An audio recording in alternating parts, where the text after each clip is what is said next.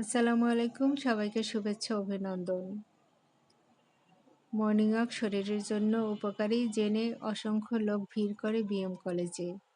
এত পরিমাণে লোক আসে একদম গায়ে গায়ে লাগে হাঁটতে গেলে, যার ফলে আমি আর বাবলুসোনা লোক চক্ষুর আড়ালে এসেছি। এখানেও অনেক লোকের ভিড়। এখানে যখন ভিড় কমে আসলো তখন আমি একটু আপনাদের জন্য ভিডিও করে নিলাম। আর এটা হচ্ছে ছেলেদের হোস্টেল, অনেক পুরনো হোস্টেল।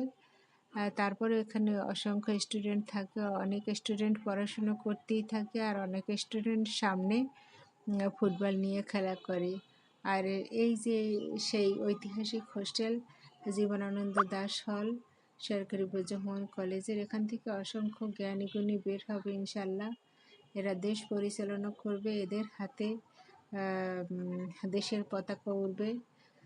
সবাই এদের জন্য দোয়া করবেন যেন স্টুডেন্টরা ভালোভাবে পড়াশুনো করতে পারে, দুষ্টমি কম করে।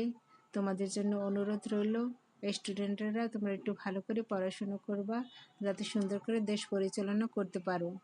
আর এটা হচ্ছে স্টুডেন্টদের গোসলের পুকুরটা বিশাল, কিন্তু এই যে অনেক লতাপাতা শাক জমে আছে, আর যতটুকু দরকার ওরা পরিষ্কার করে ওখানেই গোসল করে। আর এই যে দেখুন, মেধাবী স্টুডেন্টেরা সকালে ফুটবল খেলা করতে আসছে, আর ফুটবল এসে আমার পায়ে পড়লো।